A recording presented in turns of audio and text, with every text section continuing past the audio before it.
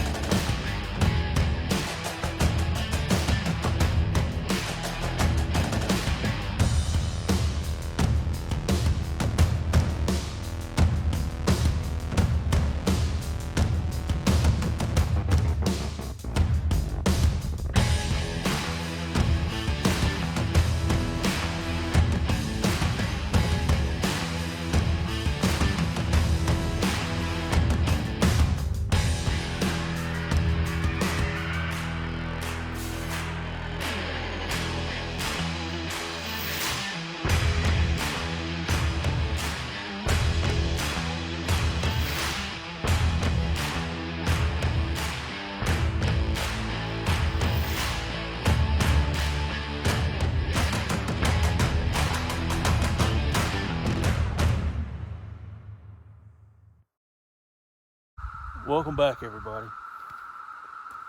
Sorry for my hiatus, but I guess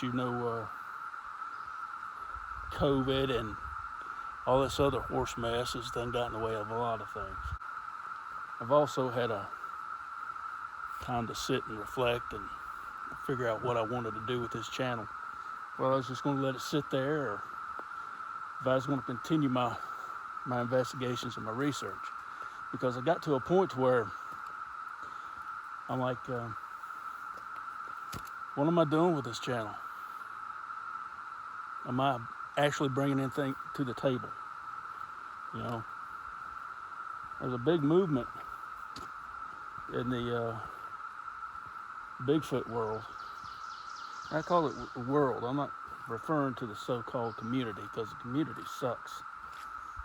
Sorry if you're part of it. I highly recommend you get out and distance yourself from that malarkey. But there's a big movement of getting to the truth. Why is it since 1967, 68, when the Patterson-Gimlin film was made, that nothing else is being studied, nothing else is being talked about? Why is it that the Freeman footage isn't looked at? I believe there's a conspiracy to discredit him. It's on YouTube, and if I think about it, I'll leave a description or a link to it in the description below. That is some compelling footage, and me personally, I think it's better than Patty. I'm trying to raise awareness, I guess. If you look through the archives of my video history on cryptids, myths, and mysteries, you'll find that I've got a lot of evidence recorded right there for you to see.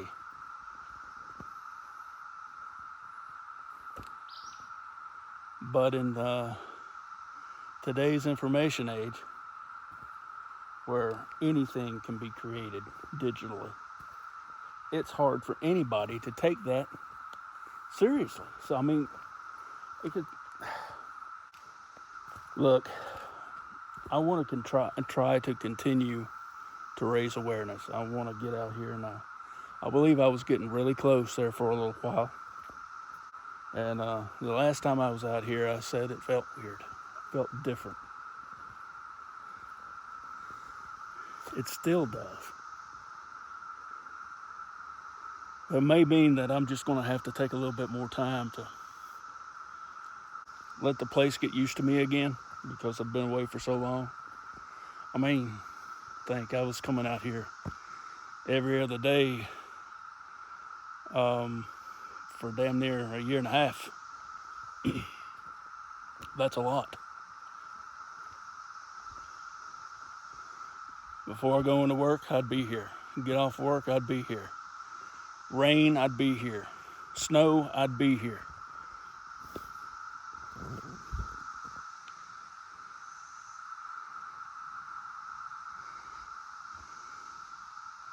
It's still the same. Ain't much changed. Except the locusts. There are people still coming out here and camping in the camping spots.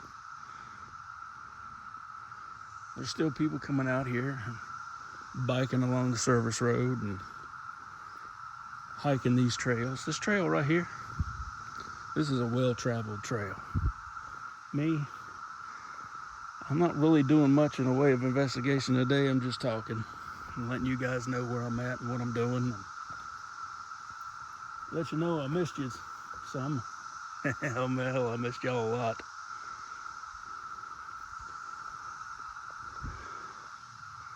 Become part of who I am.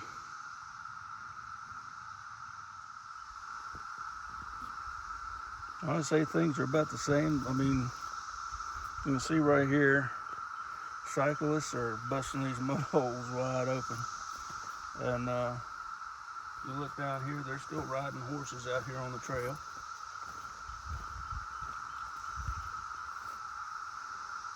Yeah, you might be able to see that.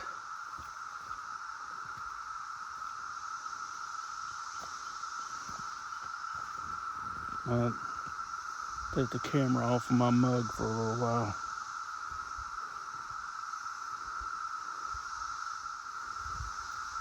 Getting back to what I was saying, there's been, like I said, a big movement in the Bigfoot world of people coming forward to try and get to the truth. And they're asking questions that are getting people back up. They're asking questions that are threatening some people's stature, I guess. I've noticed it. It's not quite as prevalent right now as it was a few months ago, but a few things have come up. Oh man, people are pissed off.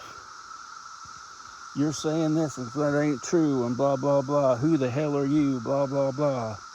I'll sit back and say, who the hell are you?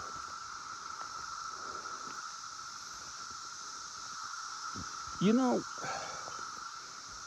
the Bigfoot community, the UFO community, the freaking ghost hunting community, they're all a bunch of selfish pricks, for the most part. Well, I discovered this, and I'll tell you this, and this is so. What you're experiencing that's not true. How the fuck do you know? Pardon.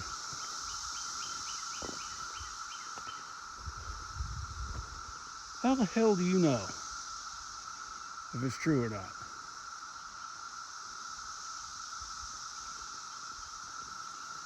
And when I'm talking about that, I'm talking about the woo side. There are people who strictly refuse to see Sasquatch as anything but a flesh and blood creature.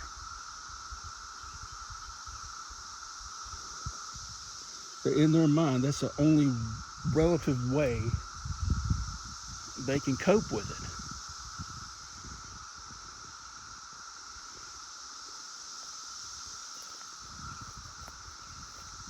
And I can understand that. I was that way too, still, until I got to diving into the subject. And that is a deep rabbit hole. You explore the paranormal. You explore, unidentified aerial phenomena. The possibility of there being alien life. The possibility of there being life after death. The possibility of there being spirits that linger upon this earth. The possibility that there are powers that be that we cannot see, that walk among us daily.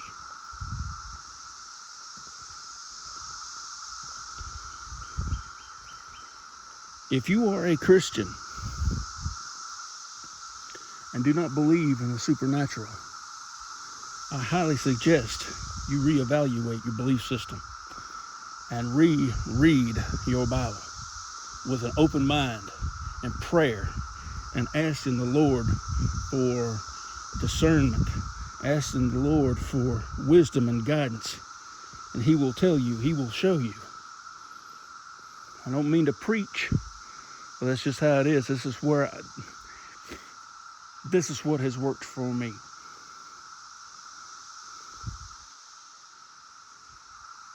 It's out here. Not always, not all the time. There are people out here studying quantum physics. Quantum physics is a big thing. It's what's going to make or break this research, I think. There are some explanations for how, say, people have seen Sasquatch. They have walked along behind it, tracking, and see where all of a sudden it just disappears. Now, if it's in the woods, hey, could have made a gigantic leap and took to the trees. Hell, that's possible. I mean, when it boils down to it, you gotta fall back on Occam's razor. The simplest answer is usually the correct one. But that may not be so. I mean, we as humans are an arrogant bunch of individuals. Narcissistic. We believe we are the end-all, big end-all, end-all, and that we have got it all figured out.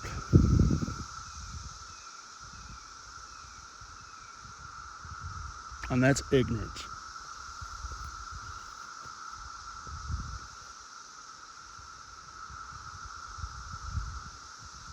So the truth is out there. We just need to find it. And if we weren't, I say we, my apologies. If the people from the Bigfoot communities, the paranormal ghost hunting communities, the UFO communities, if they could all get together with an open mind and compare notes, they might actually all be on the same page at some point or another. Think about it. It's kept me away. I've seen people get their back up and get irate and pissed off and start turning on so-called friends because their opinions differed from the other person's opinion. I mean, it mirrors everything that's going on in political discourse, or the lack thereof, today, and how we've developed such a tribal culture in America. And the political BS is leaked down into everyday life. Everything. So I'm out here doing my own thing. I would love to attend a Bigfoot conference just to say I'd done it. I meet a few people. There are people out here that I respect and hold in high regard.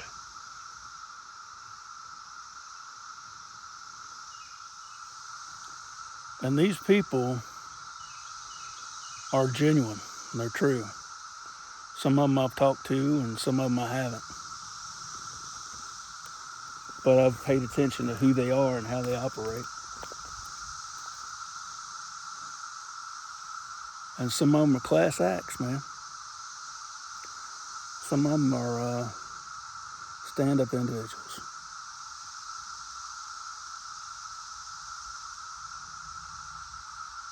They're just like me. In the sense that they want to get to the truth.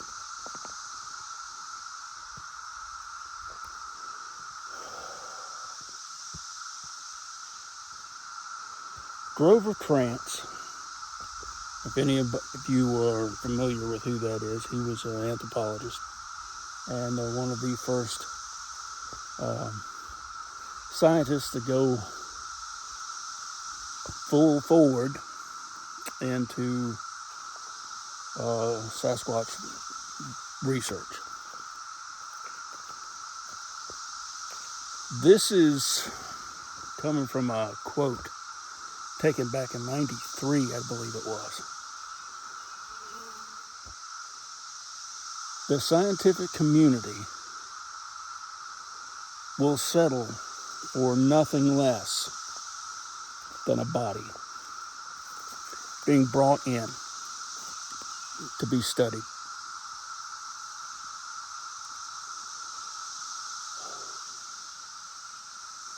And I hate that. So all of you guys out here collecting all these DNA samples, all of these footprint casts and so on and so forth,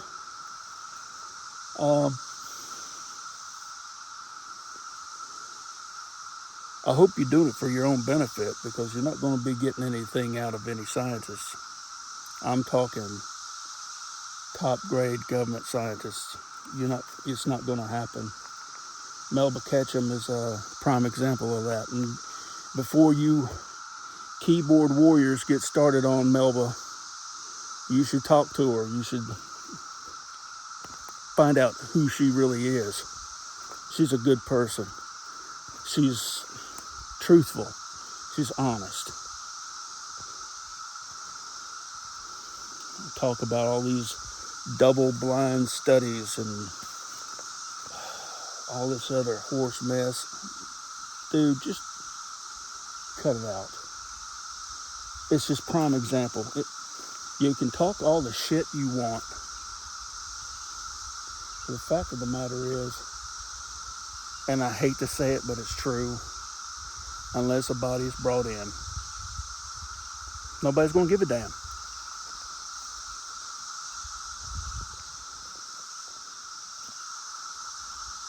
Till that happens, we're just a bunch of fruitcakes running around through the woods looking for a unicorn. Like I said before, I've brought forth a lot of evidence, and it's here on my channel. It's here for you to see. Just look at it. Tree bends, tree breaks, knuckle tracks, foot tracks, 2 of them. A 16 and an 18-inch track. I've had my own personal experiences out here. I've got tree knocks audio. A lot of them.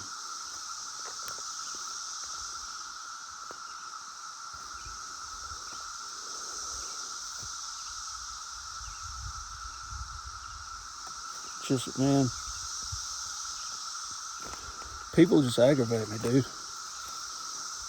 They do.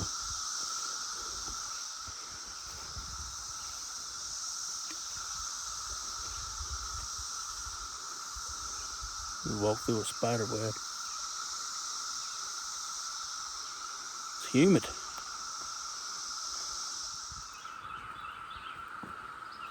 Well, guys, I'm gonna have to edit this down a little bit. Sorry if it's gonna be a little choppy, and sorry if it's gonna be a little long. It's first real video I've made in a while, and I just want to cut it. I'm gonna have to cut it down for a little bit of time.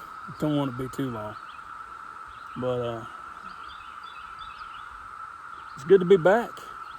Good to be back, and hopefully I'll be able to put a little bit more content out there and show y'all a little something extra. There's something going on. It's how I'm going to tell you right now. It's hopping out here with activity, and I'm not talking Bigfoot. I'm talking people. They've been cooped up for so damn long. They're just out wanting to get in tune with nature, I reckon.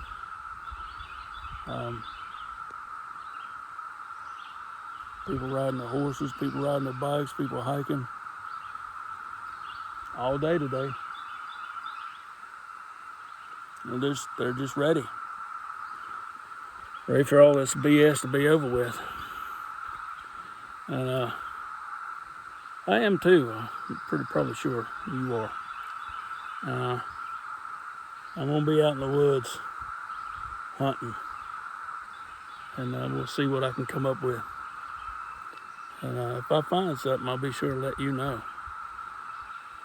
Until next time, love you, mean it.